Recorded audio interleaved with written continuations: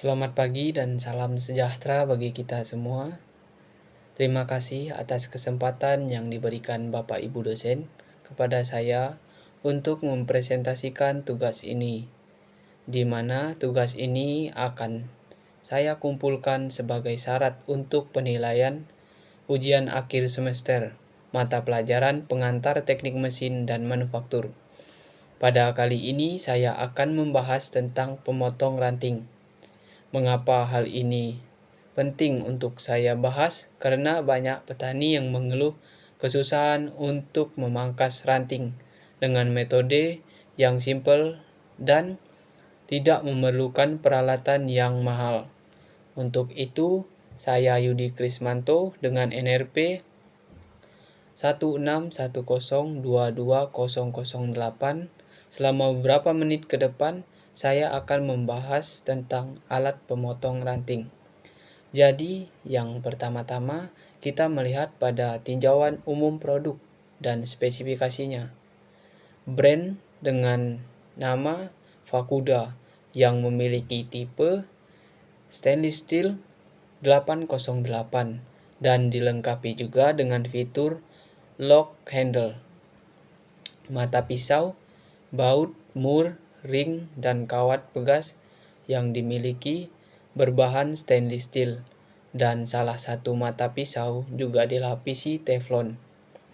Untuk bagian lainnya seperti gagang berbahan plastik ergonomis sehingga nyaman ketika digunakan. Warna yang dimiliki sangat bervariasi, di mana dapat kita sesuaikan dengan keinginan kita. Diameter maksimal ranting yang dapat dipotong adalah sebesar 30 mm. Pada slide kedua, kita dapat melihat fungsinya, yaitu digunakan untuk memotong ranting agar mengoptimalkan pertumbuhan bunga dan buah. Lalu, gunting ini bisa untuk memotong buah yang mau kita panen. Slide berikutnya disajikan juga beberapa jenis yang tersedia di pasaran. Yang pertama, Crisbo Flower Search 81/2. Yang kedua, Tekiro Pruning Ser Strike. Yang ketiga, Tafware Gunting Okulasi. Untuk rentang harga per unit produk pemotong ranting ini tersedia mulai dari Rp15.000 sampai dengan Rp70.000, dan pemotong ranting yang saya bahas kali ini dengan harga Rp58.000. Berikut ini kita melihat cara penggunaannya serta cara perawatannya. Yang pertama, langkah awal sebelum menggunakan gunting pemotong ini disarankan untuk memberikan pelumas terlebih dahulu agar saat penggunaan tidak mengalami kesulitan saat pemotongan.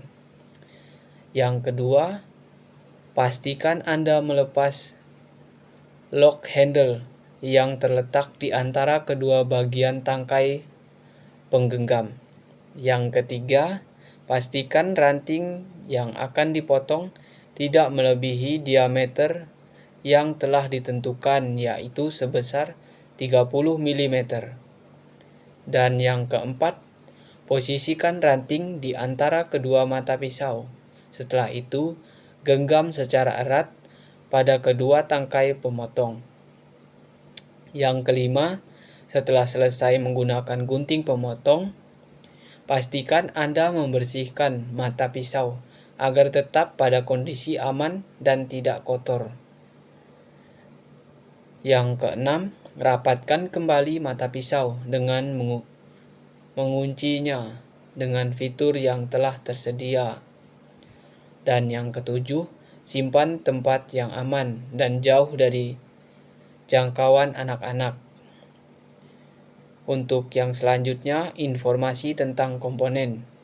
Yang pertama, gagang dengan material plastik yang berjenis komponen manufaktur part, di mana proses pembuatannya dilakukan dengan cara dicetak. Gagang bawah di mana gagang bawah yang bermaterial plastik yang tergolong jenis komponen manufaktur part, di mana proses pembuatannya dilakukan dengan cara dicetak. Yang ketiga, mata pisau 2 dengan material stainless steel jenis komponen manufaktur part, di mana pembuatan dilakukan dengan cara ditempa. Yang keempat, mata pisau 1 dengan material stainless steel dilapisi dengan teflon. Jenis komponennya tergolong manufaktur part, di mana proses pembuatannya dilakukan dengan cara ditempa. Yang kelima, kawat pegas. Kawat pegas ini terbuat dari material baja, jenis komponen tergolong standar part, di mana proses pembuatannya dilakukan dengan cara dipanaskan dengan suhu tertentu dan dilakukan pengerolan. Yang keenam, baut. Dengan material stainless steel, jenis komponen tergolong dalam standar part, di mana proses pembuatannya dilakukan dengan cara pemesinan. Yang ketujuh, cantolan. Dengan material aluminium, jenis komponen tergolong dalam manufaktur part, di mana proses pembuatannya dilakukan dengan cara pembengkokan. Yang kedelapan, pin. Dengan material plastik, jenis komponen tergolong dalam manufaktur part, di mana proses pembuatannya dilakukan dengan cara dicetak. Yang kesembilan, ring. Dengan material stainless steel, jenis komponen standar part, di mana proses pembuatannya dilakukan dengan cara pemesinan. Kita lanjutkan untuk slide berikutnya, yaitu evaluasi produk. Pertama-tama kita melihat dari sisi kelebihan produk. Yang pertama, material tidak mudah korosi dan terbuat dari bahan stainless steel. Yang kedua, harga relatif murah dibandingkan produk lain dengan spesifikasi yang hampir sama. Yang ketiga, ringan dan nyaman saat digenggam sehingga tidak membuat tangan cepat lelah. Yang keempat, mata pisau berbentuk melengkung supaya dapat meringankan genggaman saat melakukan pemotongan. Untuk segi kekurangan sebagai berikut. Yang pertama, memiliki warna yang sama dengan tanaman. Jadi jika jatuh akan sulit dalam proses pencariannya. Yang kedua, material pada gagang masih menggunakan plastik. Ketika tangan sang pengguna berkeringat, maka hal itu akan membuat tangkainya terasa licin saat digenggam. Dan yang ketiga, memiliki mata pisau yang kecil sehingga pemotongannya hanya dibatasi sebesar 30 mm. Yang keempat, tidak terdapat penutup mata pisau. Jadi, saya menyarankan ketika memilih produk ini, pilihlah warnanya yang cerah dan tidak dominan hitam dan hijau. Karena jika dalam penggunaan produk ini terjatuh pada daerah yang warnanya hitam atau hijau, seperti tanaman-tanaman dan tumbuhan-tumbuhan lainnya, maka akan menyulitkan dalam proses pencariannya.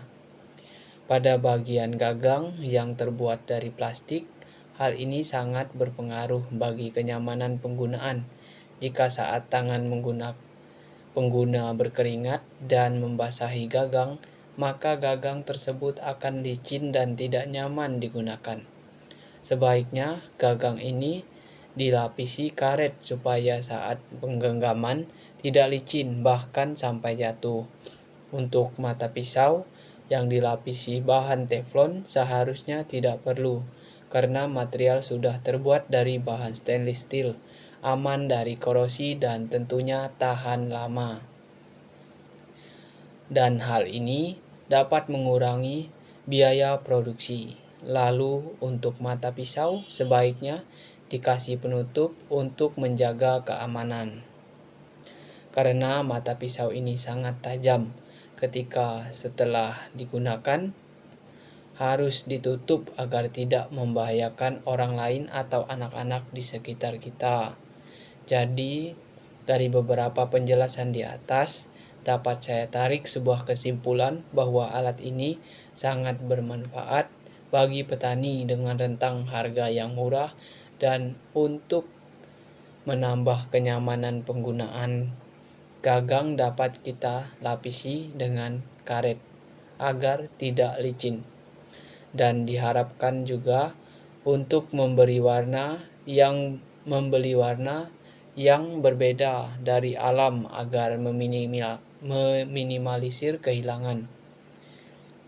Saya mengucapkan banyak terima kasih atas kesediaannya untuk menyimak dan mendengarkan presentasi saya. Mohon maaf jika ada kesalahan atau menyinggung perasaan Bapak Ibu sekalian. Dan saya sadar bahwa presentasi ini belum sempurna.